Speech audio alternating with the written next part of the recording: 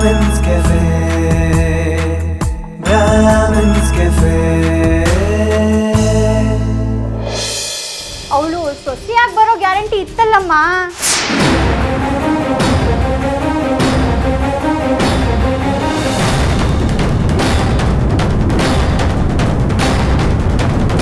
ಇಡೀ ಆಸ್ತಿನೇ ಅವಳ್ದಾದ್ಮೇಲೆ ಸಾಲ ತೀರ್ಸೋ ಮಾತೇ ಬರಲ್ವಲ್ಲ. ಓ ಮೈ ಗಾಡ್, ಒಬ್ರು ಒಳ್ಳೆತನನ ಹೀಗೆಲ್ಲ ಮಿಸ್ಯೂಸ್ ಮಾಡ್ಕೊತಾರ. ಪಾಪ, ಇದರಲ್ಲಿ ಅಮ್ಮನ ತಪ್ಪೇನೂ ಇಲ್ಲ. ನಂಬಿಸಿ ಮೋಸ ಮಾಡಿದ್ದು ಅವಳದೇ ತಪ್ಪು. ನಂಬೋರ್ ಇರೋವರೆಗೂ ಮೋಸ ಮಾಡೋರು ಇದ್ದೇ ಇರ್ತಾರೆ ಸೌಂದರ್ಯ. ಇಷ್ಟಕ್ಕೆ ಮುಗೀತು ಅನ್ಕೊಂಡ್ಯಾ? ಇನ್ನೂ ಇದೆ ಅವಳ ಪುರಾಣ. ಇಷ್ಟೆಲ್ಲ ದುಡ್ಡು ಕೊಟ್ಟು ಇವರು ಬ್ರಾಹ್ಮಿನ್ಸ್ ಕೆಫೆ ಶುರು ಮಾಡಿಸಿದ್ರಲ್ಲ,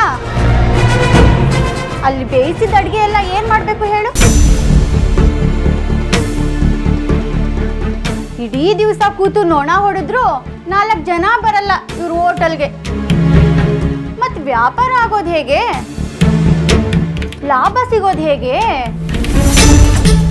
ಆಗ ಮತ್ತೆ ನಮ್ಮಮ್ಮ ದೇವಸ್ಥಾನದ ಟ್ರಸ್ಟಿಗಳ ಜೊತೆ ಮಾತಾಡಿ ಪ್ರಸಾದ ಟೆಂಡರ್ ಸಿಗೋ ಹಾಗೆ ಮಾಡಿದ್ದು. ಓಹೋಹೋ, ಅಮ್ಮನ ವರಪ್ರಸಾದ ಅದು. ಜೊತೆಗೊಂದೆರಡು PG ಕಾಂಟ್ರಾಕ್ಟ್ ಕೊಡ್ಸಿದ್ದೇನು, ದೇವಸ್ಥಾನದ ಮುಂದೆ ಆ ಯಶೋಧನ್ಗೆ ಹೂ ಮಾರಕ್ ಪರ್ಮಿಷನ್ ಕೊಟ್ಟಿದ್ದೇನು, ಎರಡ ನಮ್ಮಮ್ಮ ಮಾಡಿರೋ ಸಹಾಯ ಅವ್ರಿಗೆ. ಅದನ್ನೆಲ್ಲ ಮರೆತು ಈಗ ನಮ್ಮನ್ನೇ ಕಚ್ಚಕ್ ಬರ್ತಾರೆ. ಪುಣ್ಯಕ್ಕೆ ದೇವರು ನಮ್ಮ ಕಡೆ ಇದ್ದ, ಅವಳ ಅಸ್ಲಿ ಬಣ್ಣನ ಬಯಲ್ ಮಾಡ್ದ. ಇವ್ರ ಧಾರಾಳತನನ ಇಷ್ಟಕ್ಕೆ ನಿಲ್ಸೋ ಹಾಗೆ ಮಾಡಿದಾನ ದೇವರು. ಇಲ್ಲ ಅಂದಿದ್ರೆ ಇಡೀ ಆಸ್ತಿನ ತನ್ನ ಹೆಸರಿಗೆ ಬರೆಸ್ಕೊಂಡು ಇಲ್ಲೇ ಸೊಸೆಯಾಗಿ ಎಂಟ್ರಿ ಕೊಡ್ತಿದ್ಲೋ ಏನೋ.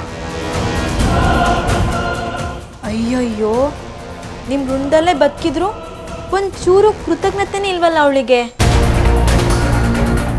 ಮಾಡಬಾರ್ದು ಪ್ಲ್ಯಾನ್ ಮಾಡಿ ಈ ಮನೆಯಾಗ ಸೊಸೆಯಾಗಿ ಬಂದು ಮಾಡಬಾರ್ದು ಅನಾಚಾರಗಳನ್ನ ಮಾಡ್ತಾನೇ ಇದ್ದಾಳೆ. ಅವಳಿಗೆ ಸರಿಯಾಗಿ ಬುದ್ಧಿ ಕಲಿಸ್ಬೇಕು ವೈಷ್ಣವಿ. ಈಗಲೂ ಕಾಲ ಮಿಂಚಿಲ್ಲ ಸೌಂದರ್ಯ. ನಾವುಗಳು ಮನ್ಸು ಮಾಡಿದ್ರೆ ದೇವಸ್ಥಾನದ ಟೆಂಡರು, PG ಕಾಂಟ್ರಾಕ್ಟು, ಹೋಟೆಲ್ಲು ಎಲ್ಲ ಮುಚ್ಚಿಸಿ ಅವ್ರ ಇಡೀ ಫ್ಯಾಮಿಲಿನ ಬೀದಿಗೆ ತಂದು ನಿಲ್ಲಿಸ್ಬೋದು. ಆದ್ರೆ ನಮ್ಮಮ್ಮ ಮನ್ಸು ಮಾಡಬೇಕಲ್ಲ.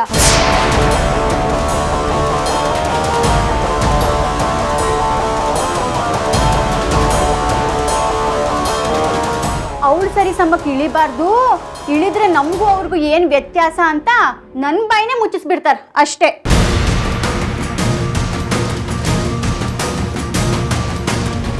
ಈ ಸತಿ ಬಾಯಿ ಮುಚ್ಚಲ್ಲ. ಅವಳು ಬಾಯಿ ಮುಚ್ಚಕ್ಕೆ ಏನು ಮಾಡಬೇಕೋ ಅದನ್ನೇ ಮಾಡ್ತೀನಿ.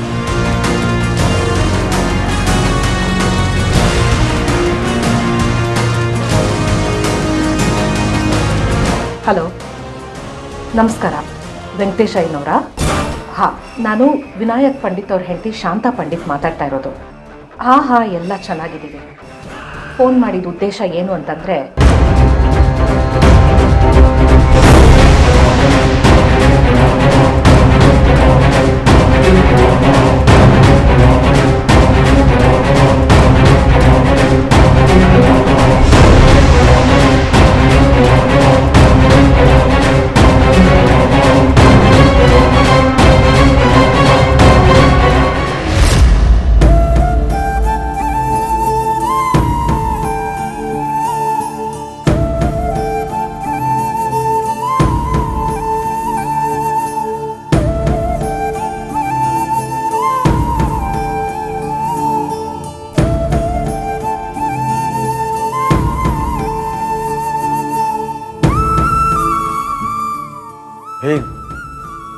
ಏನು ಒಳ್ಳೆ ದ್ವಾರಪಾಲಕನ ಥರ ಬಾಗಿಲೆ ಕಾಯ್ತಾ ನಿಂತಿದೆಯಲ್ಲ? ಯಾರಾದರೂ ಬರ್ತಿದ್ದಾರಾ? ಏಯ್, ನಿನ್ನೆ ಕಣೋ ಕೇಳ್ತಿರೋದು, ಮಾತಾಡೋ. ಹೇ,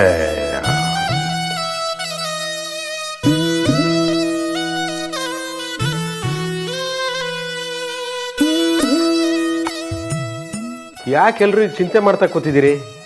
ನೀನ್ ಯಾಕೆ ತಲೆ ಮೇಲೆ ಕೈ ಹೊತ್ಕೊಂಡು ಕೂತಿದ್ಯಾ? ಓಯ್ ಏ ಯಶೋಧ, ದೇವಸ್ಥಾನಕ್ಕೆ ಪ್ರಸಾದ ಕಳಿಸ್ಬೇಕು, ರೆಡಿ ಆಯ್ತೇನೆ ಅಲ್ವೇ? ಇವತ್ತಿಂದ ಹೂವಿನ ವ್ಯಾಪಾರಕ್ಕೆ ಬೇರೆ ಹೋಗ್ತೀನಿ ಅಂತ ಹೇಳಿದ್ದೆ, ಹೋಗ್ಲಿಲ್ವಾ? ಇನ್ನೆಲ್ಲಿ ಹೂವಿನ ವ್ಯಾಪಾರ, ಇನ್ನೆಲ್ಲಿ ಪ್ರಸಾದ? ಇವತ್ತಿಗೆಲ್ಲ ಮುಗೀತು ರೀ. ಎಲ್ಲ ಮುಗೀತಾ? ಏ ಯಶೋಧ, ಅದೇನ್ ಮಾತಾಡ್ತಿದ್ಯೆ? ಸ್ವಲ್ಪ ಅರ್ಥ ಆಗೋ ಹಾಗೆ ಬಿಡಿಸಿ ಹೇಳ್ಬಾರ್ದೇನೆ?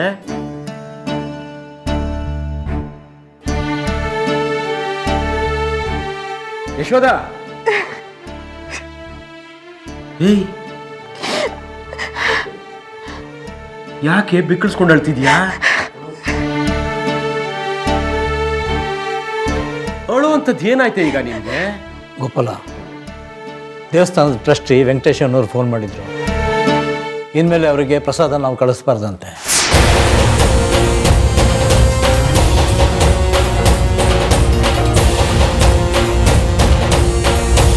ದೇವಸ್ಥಾನದ ಮುಂದೆ ಹೂವಿನ ವ್ಯಾಪಾರ ಕೂಡ ಮಾಡಬಾರ್ದಂತೆ.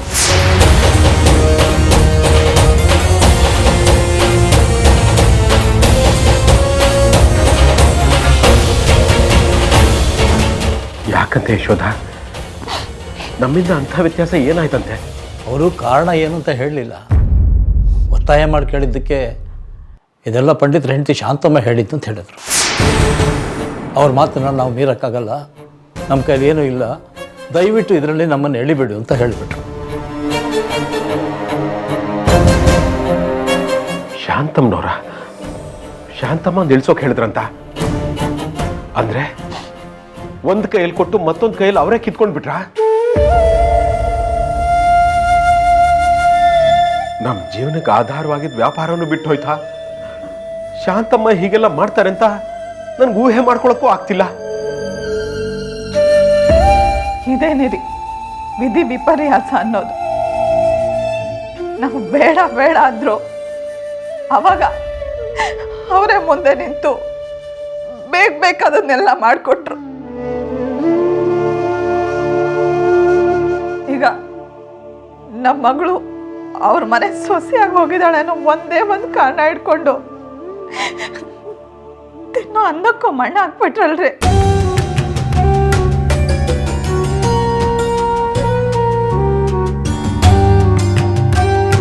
ಉಡುಪ್ರೆ, ವೆಂಕಟೇಶಯ್ಯನವ್ರಿಗೆ ಫೋನ್ ಮಾಡಿ ಒಂದ್ಸರ್ತಿ ಮಾತಾಡ್ಲಾ? ಏನು ಉಪಯೋಗ ಇಲ್ಲ ಗೋಪಾಲ. ಶಾಂತಮ್ಮ ಅಲ್ಲ, ಪಂಡಿತರ ಮನೆಯಿಂದ ಒಂದು ನಾಯಿ ಬಹು ಅಂದ್ರೂ ಆಡಳಿತ ಮಂಡಳಿ ಪ್ರಶ್ನೆ ಮಾಡೋದಿಲ್ಲ. ಅದು ನಿನಗೂ ಗೊತ್ತಿರೋ ವಿಷಯ ಅಲ್ವಾ? ಹಾಗಂತ ಸುಮ್ಮನೆ ಇರೋಕ್ಕಾಗತ್ತಾ? ಕರುಣಂಗೆ ಈ ವಿಷಯ ಗೊತ್ತಿದೆಯೋ ಇಲ್ವೋ? ಗೊತ್ತಿಲ್ಲ ಅನ್ಸುತ್ತೆ. ಇಲ್ಲ ಅಂದಿದ್ರೆ ಅವಳು ಫೋನ್ ಮಾಡಿರ್ತಿದ್ಲು. ಇಲ್ಲ, ಇದನ್ನ ಇಲ್ಲಿಗೆ ಬಿಡಬಾರ್ದು. ಕರುಣಂಗೆ ಫೋನ್ ಮಾಡಿ ವಿಷಯ ತಿಳಿಸ್ಬೇಕು. ಕಾರ್ತಿಕ, ಅವಳಿಗೆ ಏನಾದ್ರೂ ಈ ವಿಷಯ ತಿಳಿಸಿದ್ರೆ ನನ್ನ ಮೇಲೆ ಆಣೆ. ಏ ಯಶೋಧ, ಏನೇ ನೀನು ಇಂಥ ದೊಡ್ಡ ವಿಷಯನ ಮಗಳಿಗೆ ಹೇಳ್ಬೇಡ ಅಂತ ಆಣೆ ಪ್ರಮಾಣ ಮಾಡಿ ನನ್ನನ್ನು ಕಟ್ಟಾಕ್ತಿದೆಯಲ್ಲೇ? ನಾಳೆ ಈ ವಿಷಯ ಗೊತ್ತಾದ್ಮೇಲೆ ಅವಳು ನಮ್ಮ ಸುಮ್ಮನೆ ಬಿಡ್ತಾಳೇನೆ?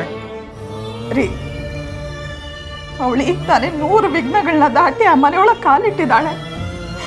ಇಂಥ ಸಮಯದಲ್ಲಿ ನಿಮ್ಮತ್ತೆ ಈ ರೀತಿ ಮಾಡಿದ್ರು ಅಂತ ನಾವು ಹೋಗಿ ಚಾಡಿ ಹೇಳೋದು ಸರಿನಾ? ಯಶೋಧ ಹೇಳ್ತಿರೋದು ಸರಿಯಾಗಿ ಇದೆ ಗೋಪಾಲ. ಮೊದಲೇ ಕರ್ಣನಿಗೆ ಅನ್ಯಾಯ ಅಂದ್ರೆ ಆಗೋದಿಲ್ಲ. ಗಂಡ ಹೆಂಡತಿ ಮಧ್ಯ ನಮ್ಮಿಂದಾಗಿ ಯಾಕೆ ಮನಸ್ತಾಪ ಆಗಬೇಕು? ಹೌದು ಗೋಪಾಲಣ್ಣ, ನಮ್ಮ ಪಾಡು ಹೇಗೋ ನಡೆಯುತ್ತೆ. ಅವ್ರ ನೆಮ್ಮದಿನ ನಾವು ಹಾಳು ಮಾಡೋದು ಬೇಡ.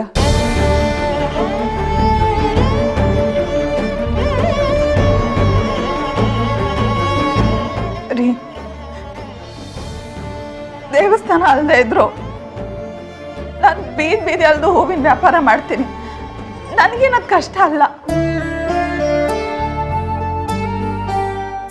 ಹೇಗೋ ಹೋಟೆಲ್ ನೋಡ್ಕೊಳ್ಳೋದಕ್ಕೆ ಇವರೆಲ್ಲ ಇದ್ದಾರೆ.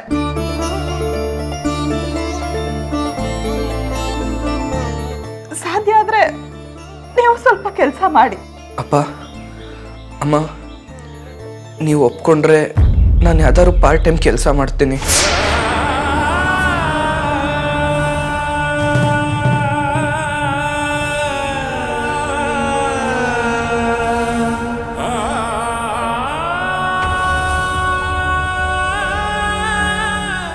ನಾನು ಗಂಡ್ಮಗ ಅಲ್ವಾ, ನಾಳೆ ಜವಾಬ್ದಾರಿ ತಗೊಳ್ಳೋದನ್ನ ಇವತ್ತೇ ತಗೋತೀನಿ.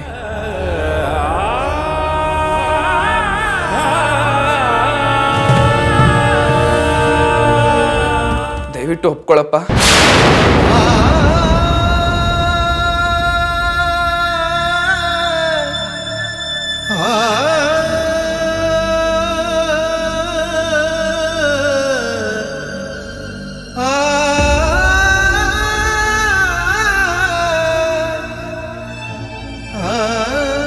ಬೇಷ್ ಕಣೋ ಮಗಳೇ, ಬೇಷ್.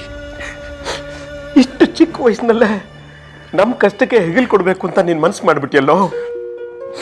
ನಿಜವಾಗ್ಲೂ ನೀನು ನಮ್ಮ ಹೆಮ್ಮೆಯ ಮಗ ಕಣೋ, ತುಂಬ ಹೆಮ್ಮೆ ಆಗ್ತಿದೆ ಕಣೋ. ಆದರೆ ಇಷ್ಟು ಬೇಗ ಇದೆಲ್ಲ ಬೇಡ ಕಣೋ, ನೀನಿನ್ನೂ ಚಿಕ್ಕವನು ಕಣೋ. ನೀನಿನ್ನೂ ಸಾಕಷ್ಟು ಓದಬೇಕು, ಒಳ್ಳೆ ಕೆಲಸ ಪಡೀಬೇಕು, ಉನ್ನತ ಸ್ಥಾನಕ್ಕೇರಬೇಕು. ಆಮೇಲೆ ನಾವು ಜವಾಬ್ದಾರಿನ ನಿನಗೆ ವಹಿಸ್ತೀವಿ. ನಿನಗೆಲ್ಲ ಜವಾಬ್ದಾರಿನ ವಹಿಸಿ ನಾವು ನಿರಾಳವಾಗಿರ್ತೀವಿ ಕಣೋ. ಅದಕ್ಕಿನ್ನೂ ಟೈಮ್ ಇದೆ ಕಣೋ. ಅಲ್ಲಿವರೆಗೂ ನೀನು ಇದ್ರ ಬಗ್ಗೆ ಆಲೋಚನೆ ಮಾಡಬೇಡ ಕಣೋ. ಚೆನ್ನಾಗಿ ಓದೋದ್ರ ಕಡೆ ಗಮನ ಹರಿಸು. ಕಾರ್ತಿ, ನಿನ್ನ ಗುರಿ ಏನಿದ್ರು ಈಗ ಓದಿನ ಕಡೆ ಇರಬೇಕು ಮಗು. ಮನೆ ನೋಡ್ಕೊಳ್ಳೋಕ್ಕೆ ನಾವಿಷ್ಟು ಜನ ಇದ್ದೀವಿ, ನೀನು ಯಾಕಪ್ಪ ತಲೆ ಕೆಡ್ಸ್ಕೋತೀಯ? ಹುಟ್ಟಿಸಿದ ದೇವರು ಖಂಡಿತ ಹುಲ್ ಮೇಯಿಸಲ್ಲ, ಏನೋ ಒಂದು ದಾರಿ ತೋರಿಸ್ತಾನೆ. ಅರ್ಥ ಆಯ್ತೇನೋ ಯಜಮಾನ?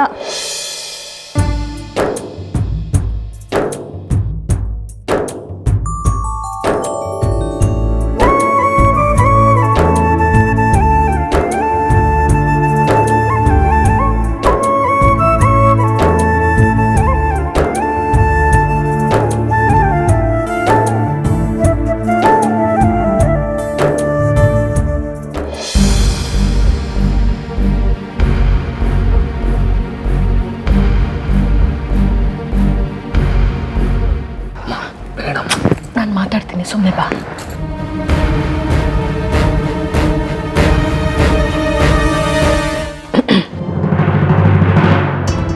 ಏನು ಮಗನ ಜೊತೆ ಸವಾರಿ ಇಲ್ಲಿವರೆಗೂ ಬಂದ್ಬಿಟ್ಟಿದೆ?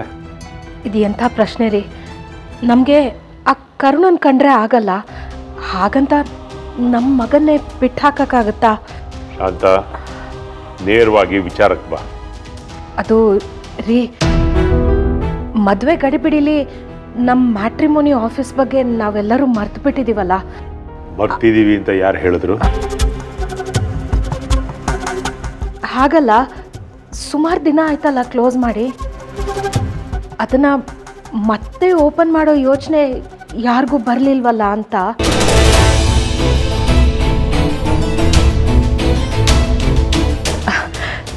ರೀ, ಇವನಿಗೂ ಮನೆಯಲ್ಲಿ ಕೂತ್ಕೊಂಡು ಹೊತ್ತು ಹೋಗ್ತಾ ಇಲ್ಲ. ಮೇಲಾಗಿ ಇವನೇ ಆಸೆ ಪಟ್ಟು ಮ್ಯಾಟ್ರಿಮೋನಿ ಆಫೀಸ್ ಶುರು ಮಾಡಿದ್ದಲ್ವಾ.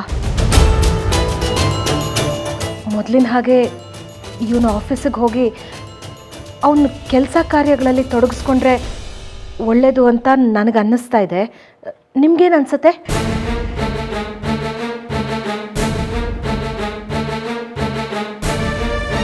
ಶಾಂತ, ಜವಾಬ್ದಾರಿ ತಗೊಂಡು ಜವಾಬ್ದಾರಿಯುತವಾಗಿ ನಡೆಸ್ಕೊಂಡು ಹೋಗ್ತೀನಿ ಅಂದರೆ ನಡೆಸ್ಕೊಂಡು ಹೋಗ್ಲಿ ಬಿಡು.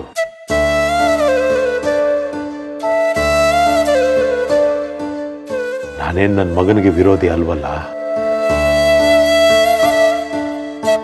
ಅವನ ವ್ಯವಹಾರನ ಅವನು ಮಾಡ್ಕೊಂಡು ಹೋಗ್ತೀನಿ ಅಂದರೆ ನಾನು ಯಾಕೆ ಬೇಡ? ಅಪ್ಪ, ಈಗಲಾದರೂ ಆಶೀರ್ವಾದ ಮಾಡಿ. ಶಾಂತ, ರೂಮಿನ ಮೇಜಿನ ಡ್ರಾಯರಲ್ಲಿ ಕೀ ಇದೆ, ಕೊಟ್ಬಿಡು. ಇನ್ನೇನಪ್ಪ ಬೇಕು ನಿನಗೆ?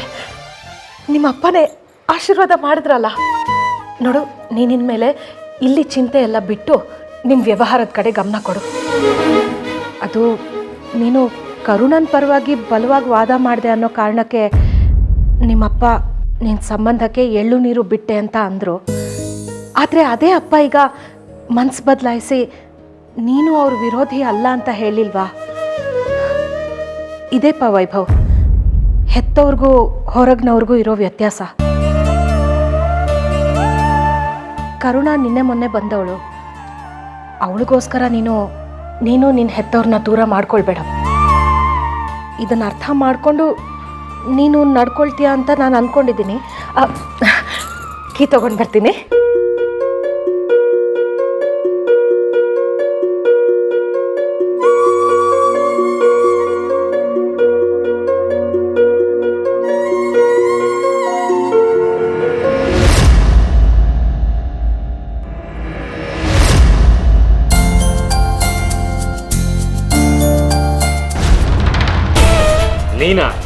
ನೀನ್ ಯಾಕೆ ಬಂದೆ ಇಲ್ಲಿಗೆ? ಯಾರನ್ನ ಕೇಳಿ ಬಂದೆ? ಅದು ಅಮ್ಮ ಕಾಫಿ ಕೊಡ್ಬಾ ಅಂತ ಹೇಳಿದ್ರು. ಅದಕ್ಕೆ ಕರುಣಾ ಇದ್ದಾಳೆ. ನನಗೆ ಕಾಫಿ ಬೇಕಾ ತಿಂಡಿ ಬೇಕಂತ ಅವಳು ಕೇಳಿ ತರಿಸ್ಕೊಂತೀನಿ. ನೀನ್ ಯಾರು ಕೊಡೋದಿಕ್ ನನಗೆ? ಎಲ್ಲೋದು ಕರ್ಣ? ಕರ್ಣ ಕರ್ಣ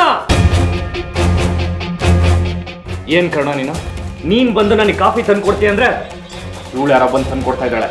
ಎಲ್ಲೋಗಿದೆ ನೀನು? ಅದು ಅಮ್ಮ. ಏನಮ್ಮ? ಎಲ್ರಿಗೂ ಕಾಫಿ ಮಾಡ್ತಿದ್ದೆ.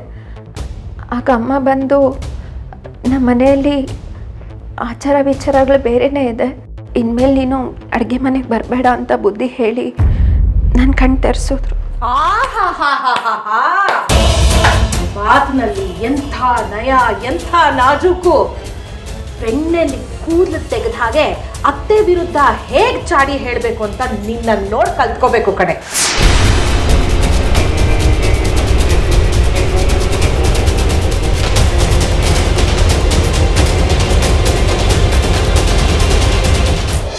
ಓಹೋ, ನಿನಗೆ ನಾನು ಬುದ್ಧಿ ಹೇಳದ್ನಾ?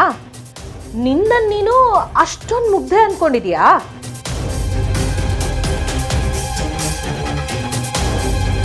ನಮ್ಮ ಮಡಿ ಮೈಲಿಗೆ ಹಾಳು ಮಾಡಬೇಡ, ನನ್ನ ಜಾತಿನೇ ಬೇರೆ ನಿನ್ನ ಜಾತಿನೇ ಬೇರೆ ಅಂತ ಚೆನ್ನಾಗಿ ಉಗ್ದಿದ್ದೀನಿ. ಯಾಕೆ? ನಾನು ನಿನಗೆ ಏನೇನು ಹೇಳಿದ್ನೋ ಅದನ್ನ ನೇರವಾಗಿ ಹಾಗೆ ಬಂದು ನನ್ನ ಮಗನ ಹತ್ರ ಹೇಳ್ಬೋದಾಗಿತ್ತಲ್ಲ.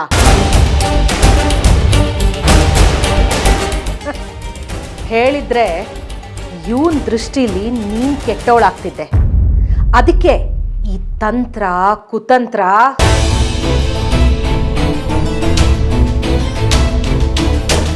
ಏನಮ್ಮ ನಿಂದು ಬೆಳಗ್ಗೆನೆ ಹೊಸದಾಗಿ ಇವತ್ತಿಂದ ಆಫೀಸ್ ಶುರು ಮಾಡುವಂತ ನೀನೇ ಕರೆದು ಆಶೀರ್ವಾದ ಮಾಡಿದೆ. ಇವು ಹೊರಡೋ ಟೈಮಲ್ಲಿ ನೀನೇ ಈ ಥರ ಸೀನ್ ಕ್ರಿಯೇಟ್ ಮಾಡ್ತಿದ್ಯಲ್ಲ. ನಾನೆಲ್ಲೋ ಸೀನ್ ಕ್ರಿಯೇಟ್ ಮಾಡ್ತಾ ಇದ್ದೀನಿ? ನಾನೇನಾದ್ರೂ ಬಂದು ಇವಳ ವಿರುದ್ಧ ಚಾಡಿ ಹೇಳಿದ್ನಾ ನಿನ್ಗೆ? ದೇವ್ರ ಮನೇಲಿ ಹೋಗಿ ಒಂದು ಪಂಚಾಯಿತಿ ಮಾಡಿದ್ಲು, ಅಡಿಗೆ ಮನೆಗೆ ಹೋಗಿ ಮತ್ತೊಂದು ಮಾಡಿದ್ಲು. ಹಾಳಾಗಿ ಹೋಗ್ಲಿ ಅಂತ ಪುಣ್ಯಾಹ ಮಾಡ್ತಾ ಇದ್ರೆ ತನ್ನ ಮೇಲೂ ಪಂಚಗವ್ಯ ಪ್ರೋಕ್ಷಣೆ ಮಾಡಿ ಅಂತಾಳೆ. ನನ್ನನ್ನೂ ನಿಮ್ಮ ಮನೆ ಒಳಗೆ ಮಾಡ್ಕೊಳ್ಳಿ ಅಂತಾಳೆ. ಇದೆಲ್ಲ ಹೇಳಿದ್ಲಾ ನಿನ್ಗೆ? ಪಂಚಗವ್ಯ ಪ್ರೋಕ್ಷಣೆ ಮಾಡ್ಬೋದಿತ್ತು, ಅದರಿಂದ ಯಾರೇನು ಕಳ್ಕೊಂತಿದ್ರು?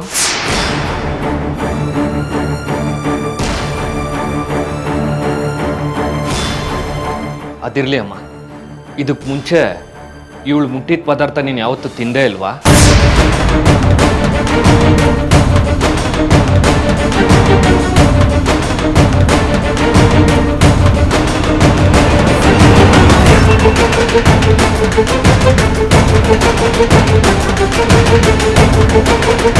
Thank you.